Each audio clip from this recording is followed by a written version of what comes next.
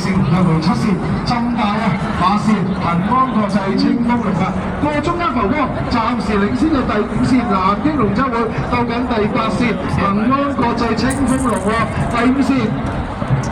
南英龍舟會係有相當之有優勢啊！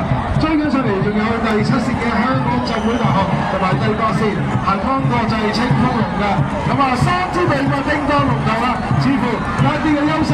第5線南英龍舟會順利衝過終點啦，第2名為第8線嘅清風龍，第3名會係香港浸會大學嘅。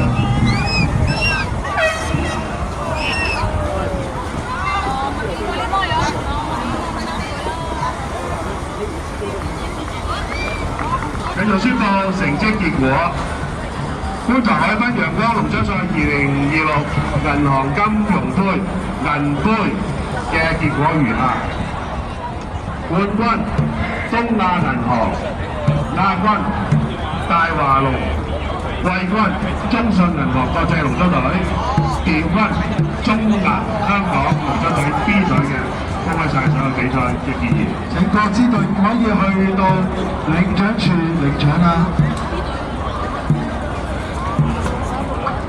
現在繼續宣布，觀塘海濱陽光龍舟賽2026銀行杯金融杯金杯嘅結果如下：冠軍雙龍出海，上海西銀行；亞軍野村國際香港人公司；季軍雲美保險龍舟隊；殿軍星展銀行紅火飛龍 Team Queen。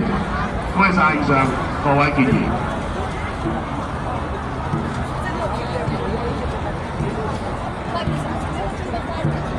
繼續宣布結果：觀塘海濱陽光龍舟賽2026雙行杯銀杯決賽銀杯嘅得獎者名單。冠軍中華電力合力龍舟隊，亞軍李錦記，季軍中電 A 隊，殿軍科學園獨角龍。恭喜晒以上各位建議。